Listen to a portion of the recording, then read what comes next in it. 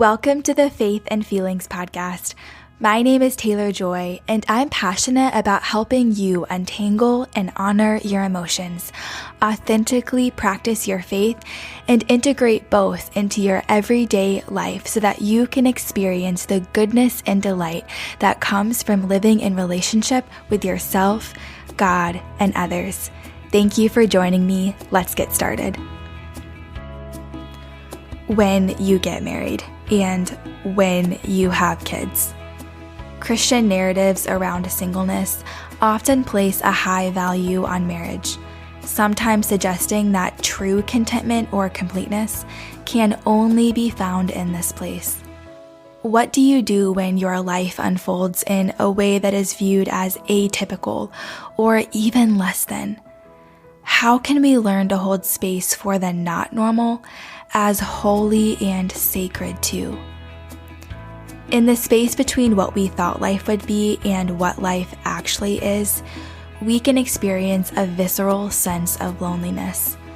I recently heard loneliness described as an agonizing hunger. It is possible to be in a room full of people and to feel more lonely than if the room was empty. It is to be unseen, and being unseen by those close to you is, in some ways, worse than having no one see you. This form of loneliness has a name, emotional loneliness, and can be experienced by anyone, regardless of your marital status. In this episode, my friend Carley joins me to share about her experience of emotional loneliness woven throughout her story of singleness. By inviting us into the ache of this story, Carley beautifully extends an invitation to all of us that the very place where we feel most deeply alone is where we can most fully receive the welcome of God, who sees and chooses and names us as His every day of our lives. Listen in. Well, welcome to Faith and Feelings, Carley. I'm so glad you're here. Thanks so much for having me. So I don't think I've told you this before, but do you know that you were a huge inspiration behind me starting Faith and Feelings? Oh, no, I didn't know that. That's such an honor. Yeah. So at the time, we hadn't met yet, but I came across your podcast, Therapy and Theology, last summer.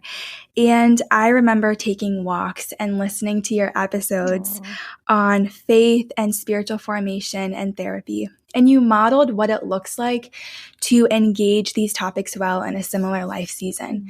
And in a time of a lot of self-doubt for me, you gave me the courage to start podcasting, even when it sounded really, really scary. Well, I'm so grateful to hear that. I'm so grateful that you have this. Yeah. Since then, we met, obviously, in person, and I have learned so much from you, especially in hearing you process your experience of singleness. We are wrapping up a series on the podcast right now called When Life Doesn't Make Sense. And I know from hearing some of your story that this life experience hasn't matched up with what you envisioned. So to get started, would you mind sharing about this journey and what it's been like for you? Yeah, absolutely. This is, I think, one of the first things we ever kind of chatted about on our road trip to South Carolina. Yep. North Carolina. And so, for me, I grew up in a Christian family, and in my world, marriage was quite elevated. And that was just kind of what you prepared for from a very young age. I grew up in the 90s in the purity culture movement. And so there was just a lot of this kind of tension and polarization between, the restrictions of purity culture, but then this elevation of marriage. And so it was very focused on getting married and having a family in this normative lifestyle. And although those things, as I'll continue to say throughout this episode, are beautiful gifts from God, for me, my own process, and I think for a lot of young women in the Christian kind of society, there's then this kind of pressure to get to a certain point in our journey. And so through most of my life, I call it now a healing fantasy of this ideal man or this ideal person that was going to just make everything okay, to complete me, to heal what was broken. And that's Jesus, as I'll get to later. But the idea for me, for a lot of my childhood into early adulthood, was just kind of this pining and hoping and wishing, and created a lot of distress in my story, just because, and maybe you've experienced this as well, there tends to be this question that arises as you enter into adulthood, where many people were asking, oh, so like, what are you doing? Who are you dating? Are you talking to anybody? And so that became kind of like the introduction in every conversation, was really my marital status rather than how I was or what God was calling me to do in my life. And I remember distinctly this one time I went back home for a friend's wedding, and the dad kind of like tapped his watch and he looked at me, and like there was no verbal cue there, but like I knew what he meant. Yeah. And I was like maybe 21, and now I'm 31. So the challenge and shift in each season of my story has been a different type of grief, has been a different type of surrender, but has been so good, and bringing me to where I presently am currently, obviously still in this space of holding the tension between what I thought would be my life and then this kind of adult reality, to be able to say, but this is what God has given me and it can still be good. And so there's that balance and lots of narrative in between that has kind of gotten me to where I am now. Yeah. Can you talk a little bit about the different types of grief that you've experienced on this journey? Yeah, I remember. And I say this to people now, and I'm like, I'm sorry, but I love you enough to say it, right? I remember probably in my later 20s, maybe I was like 24, 25, I started dating someone, and I truly thought like this was God's gift to me. Like I had waited so long. I was the good girl. I did all the right things. He was also a therapist. I was like, oh my gosh, therapist relationship, Yeah. and I was really excited about it. And what I learned very quickly in that season of grief, like I think the first wave, I would say, was that marriage wasn't a promise of God. And that was earth shattering for me, because I think before that time period, I really did believe that was going to happen. Like that was, people would say, when you get married, when you have kids. Now I don't say that anymore, because we don't know God's plan. Like I know my desires and I know what I was told I should do, but the reality of that sometimes doesn't match. And so through that season of grief after that breakup, I really had to wrestle with the fact that in scripture specifically, marriage is not a promise of God and it is a gift from God. But Paul even does say, it's better to not be married, but we don't really talk about that verse in the church as much. This idea of holding space for not the normative, and being able to say that is holy and sacred too. That was a really hard turn for the first time in my story. And really being able to release that expectation of God created a different relationship with him, because I was able to finally be like, oh, you never promised that, so I can't be mad that you're not giving it to me. I had this analogy back then that it felt like God gave me a present and then I opened it up and there was nothing inside. And I was really angry with God for kind of giving me something and taking it away. But really through that, I think he really revealed in me my expectations of him that were not even realistic, that he never promised me. And so that was kind of the first shift, and really opened me up to asking more questions about why marriage? Like, why do I want to be married? Why do I desire a relationship? And something that I'm continually processing with my clients and in my own story is that I think we have this innate desire, right? This desire, we've been formed for intimacy and connection, and those are beautiful things. And a therapist, Dr. Philip Mamalakis is his last name, he says it so beautifully. He says, we have this innate desire, but we've been given a unrealistic or a something that's not going to actually meet that. And I think that was so helpful to me, is to recognize that I have this innate desire for connection and intimacy and just being in relationship. And yet we've been kind of told that marriage will fulfill that. And as we can kind of see statistically, that doesn't really pan out, because Right. yes, marriage is beautiful and good, and yet we also need other relationships. And so I think we've taken it to an extreme where we've kind of elevated marriage and said that's the only way you can have intimacy and connection. Um, and I think the more I've grown up in my faith, recognizing I can have a beautiful and good life without that and have intimacy and connection in different ways. And so that kind of shifted the grief for me, kind of moving forward and kind of grieving this idealized version of marriage, but Yeah. recognizing that there's other ways that I can understand um, what it's like to be in relationship with people. And there was one quote that a other therapist friend of mine said. She said, it doesn't have to look the way we thought it had to look in order for it to be good. And there's grief that comes with that, right? Like this reality of, man, this is not what I thought. This is not what I was told it should be like. One, like we've been put in this kind of box, and now we're breaking out of that box and saying, but can it still be good? And I do believe it can. And so that the movement towards bringing God, I call them my broken dreams or my dead dreams, even, and saying, what does it look like to have a family that's not like what I thought it was going to look like? But what if that looks like a family of God in the church? What if that looks like creating a community around us that can be so reflective of His love for us?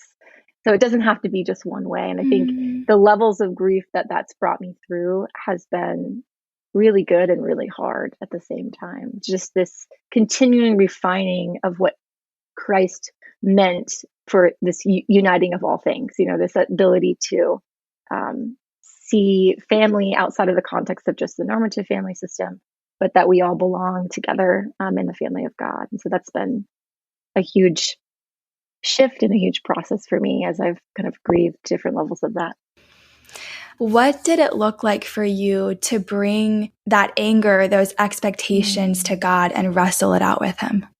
Yeah, it's so funny. Someone asked me this a little while ago, and I didn't really have an answer for her. And I was kind of thinking that I'm like, yeah, like what does that look like? And I think I go back to, I think it's Psalm 121, where he says, like, so the watchman waits for the morning. I wait for you, O Lord, because he's crying out from his depths. And I think this grief, if that's kind of what I would continually name this pain, and grief comes in different forms, right? Sometimes it's anger, sometimes it's bitterness, sometimes it's self-loathing, like whatever it is, bringing that to God and just saying, like, I have to be honest about how I'm feeling, and I'm going to share this grief. And I do believe that passage later on says that God in Christ and God, there is plentiful redemption. And I think what my younger brain would have thought is that, like, that means resolve. Like, that means God will give me what I want. And what I'm realizing more and more is that no, it means like He gives me Himself. And Yeah. so in that process of coming and saying, out of the depths my soul cries, and hear my cry, hear my pain, for what I thought was going to fill me and what never does. And even for my married friends, I work with several married women, and I have a lot of married friends, and they will say over and over again, like, this is not what I thought it was going to be. And I think that's a really helpful thing for single people to recognize, is that we have idealized marriage so much that we think that is when it will be enough. And it's really never, right? It's like, it's always going to be chasing after the next thing. And I think that's because we're trying to satisfy, eternal longings with temporal solutions. And so in this kind of practice, for me, at least in my continual practice of this, is going to God honestly, wrestling at His feet with really a practice of surrender. And that is hard. It's easier said than done, for sure. But being able to say, I'm going to wait and watch for you to transform my groanings, my grief into joy, which is found in Him when I put my eyes back on Him, when I remind myself that He is the one that satisfies my longings, and can comfort my laments more than any other human can. And so it's like a weird question in a sense, because it's like, well, so what does that look like? Well, it looks like crying out to God. It looks like being honest, and it looks like being able to daily, I would say, because some days I'm like, yeah, like all of me is on board. Like I'm like, this is okay. I'm really following God's calling in my life. And other days, there's parts of me that like just cry out. And to every time they show up, to be able to say, God, you know my needs, you know my calling, and I bring them to you, and I wait and I watch for what you're going to do in and through them. And so that's been the practice for me for a really long time. And something I'll note to that, and I don't know if this fits here, but I've been learning this recently, so it's like new information for my system. But for the first time in my life, I've actually recognized that I have a choice. Like I can choose whether or not I want to get married or whether or not I want to have kids. And I think in the past I would have been like, yeah, I want those things because I do. I've always wanted them. But now I'm saying like, well, what has God called me to in my life? And if God's calling in my life is congruent with those things, then yes and amen. He will provide those things. And yet my story has come out in such a way that it's like, well, for right now, that is not something that's going to be leading me to what God's calling me to. And so I've said for a really long time, I think I was like probably 21 when I said it, I think I'm going to be single for a really long time. And my friends would be like, why? And I'm like, I don't know. I just got that sense. And so that kind of, I think, was God's foreshadowing of this practice of, your calling might not be this, and that's okay. You can choose within, the calling that I've given you to decide what is best, what is most honoring to God. And so that's also been like a new piece. I'm like, wow, I never thought of that. Like if I could choose, and all of it's good, all of it's like holy surrender to saying, God, like, what is it that you want me to choose? Going to him with it. That can shift things, and it has for me, for sure. So good. I know that even kind of what you've mentioned leading up to this point in our conversation, that so many of us who are single can have this misconception that marriage is the solution to loneliness. And one of the things that we've talked about a lot that has been a new term to me recently has been emotional loneliness. So can you talk a little bit about that? Yeah, absolutely.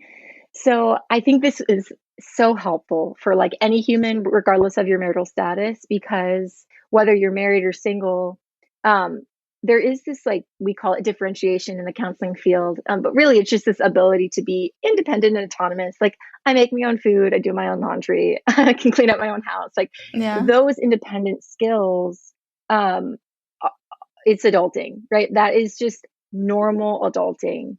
And yet what we tend to see is people that get married really young, or maybe go from their family to college to marriage, they kind of always have support in that. And so it can be really jolting when it's like, oh, I have to make a decision on my own, or my marriage didn't work, or something's going on where like I have to make these decisions. And then for the single person, getting out of college and being single and being like, oh my gosh, I have to do all these things myself, that can be really difficult. But again, as I think it's Dr. Lindsay Gibson, who says, welcome. Like this is loneliness, she says, is a absolute like necessity to adulting. It's differentiation. But we're talking, that is a different type of loneliness than emotional loneliness, right? And I think that's a really important marker, is that when we're asking the question of like, I feel really lonely. Yeah. I think the challenge there as a single person is that we might have a double loneliness happening at the same time, because as a single person, we're saying, I'm having to make all of my own decisions. I'm having to learn to differentiate all at the same time and make all of these decisions on my own, which is just adulting. And I want to be a cheerleader for people and saying like, yes, it's hard and you can do it. Like, look at how strong you are. And at the same time, being able to say, there's a difference between this adulting differentiation loneliness and what we would describe as emotional loneliness. And that actually stems from maybe not getting our emotional needs met as children. And so the emotional loneliness piece is that we're lacking social connection or a depth of emotional connection.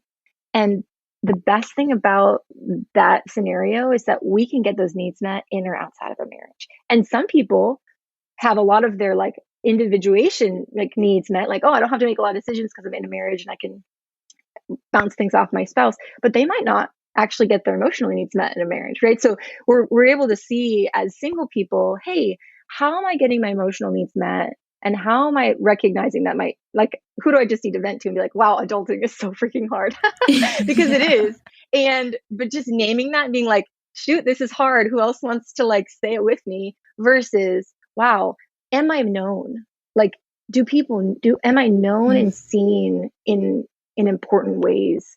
And if not, where can I get that met?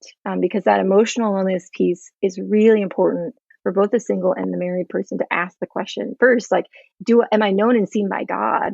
Right. And do I know and see myself? And then how do we kind of translate that into that knowing and seenness in relationships with other people? So good.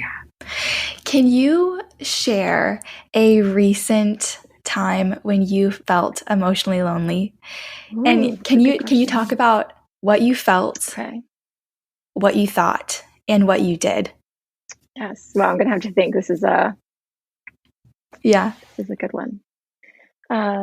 Okay. So yes, I'm now thinking of one. So a few weeks ago, actually, I had this wave come in of all the parts of me that were like, we need people. Yeah. And I think it was just because, so like setting of this, I was really busy. I'm working a lot. A lot of my really close friends live out of state, which is unfortunate because they are like my daily friends and they're also single. So it's nice because we all can do stuff together. But in that space, so there was this tension first with like a parts of me like to be like, oh, just get over it, Carly. You've been like this forever. It's nothing new, right? But what I realized in that moment is that this wasn't just the normal loneliness of adulthood. This was a deeper emotional loneliness of being seen and connected. And so recognizing that, I also noticed how I was responding to it not well, right? Clearly, I was just kind of shutting it down and kind of annoyed with it. And so having to kind of do that inner work first to be able to say, hey, how does God show up in this for me? You know, when I'm needy, and I would call it this attached part of me, right? Like someone, I want someone to depend on. Like, how does God respond to that? And He always responds in kindness and movement towards us, right? And so being able to first, I think, the thoughts of, okay, I'm having an emotional loneliness experience. How do I get those needs met? How do I respond to it myself? How do I bring God into it? And what was so beautiful about that week was I had reached out to a few people who are wonderful humans in my life, and also my therapist, who is also a wonderful human in my life. And through the course of that week, I had so many touch points with sweet friends. And there was this kind of process that I was working on with my therapist. And she was saying, like, hey, do your friends know you're a crier? Like, do your friends know, like, can you be seen in that way? And I was like, not really. Like, I mean, I don't know about you guys, those of you listening, but I like controlled vulnerability, right? And so being able to practice actual vulnerability, Yeah. which is like, this is what I'm feeling, is really hard. I will note that. But in safe relationships, what does that look like? And so that was the challenge of my therapist. And so I went into that week and I had a few conversations with friends and we cried in each one of them. And what I can say after the fact was like naming it for them, like, hey, I'm a crier and I'm practicing crying. I'm practicing being vulnerable and being seen. And for them to be like, yeah, me too, let's do it together. And them kind of reciprocating and even crying before I could, was so healing for those parts of me in that moment that felt so lonely, to be like, oh, someone sees me, someone gets it, someone's also feeling deeply. And so for me in my system, that was really a helpful process to be able to kind of check in, note the thoughts and feelings, right? This fear of fearing the shame of maybe trying to attach and not being received, but then also moving towards it anyway, and realizing that like there are people that want to hold that space. It's finding those people in our lives, and so I'm grateful for that week and how the Lord showed up, and then how He brought all the people that surrounded me in that time. So again, this is a practice. It's not like those parts go away. It's just that they're being met. So then I can show up again and I can keep going back to those relationships, keep going back to God. Yeah. Yeah, I think it was this week when we had coffee to look over paperwork, like paperwork stuff. And I remember you coming into the coffee shop and I was like, how's your week going? And you put a hand over your heart and you said, I've just been emotionally lonely. Yeah. I don't know if you remember saying that, Yeah. but it had been an emotionally lonely week for me too. Mm. And you naming that was just like, it was like my whole body relaxed. Oh, yeah. It was a moment of connection of like, I get that, me too. Yeah. And I That's think awesome. so many of us are emotionally lonely, and being in relationships where that can be named and felt together is so important. Yeah. That's the thing that I'm learning the most in my process right now is that I need to speak for, I use parts language a lot, but like I need to speak for my parts, for my emotions, for my thoughts, for my feelings. And when we do that, I love that it can create moments of connection and seenness, that's an intimacy, right? Intimacy and connection. This is what we're talking about. So, yeah, that's encouraging to hear. As a final question, I would love for you to talk to the person who's listening right now who is feeling emotionally lonely. What encouragement would you give to them? What practical steps could they take right now to reach out for connection? Yeah. So it's twofold, at least in my process, right?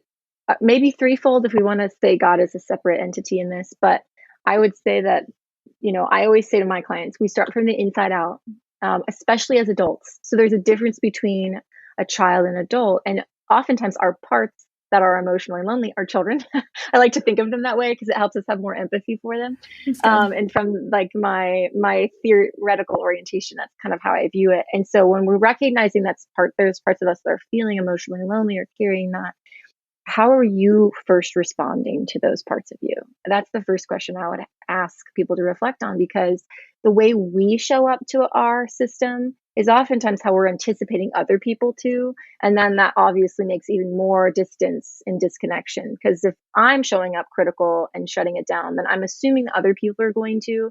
I'm even maybe assuming God is. And therefore, that part's just going to get louder and louder and deeper, right, in its feelings of desperation.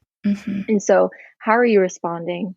And if we're having a hard time responding well, as I was in my analogy, right, in my example of this a few weeks ago, how can I use the image of God if that's a resource and it feels positive? Because sometimes our image of God can be negative.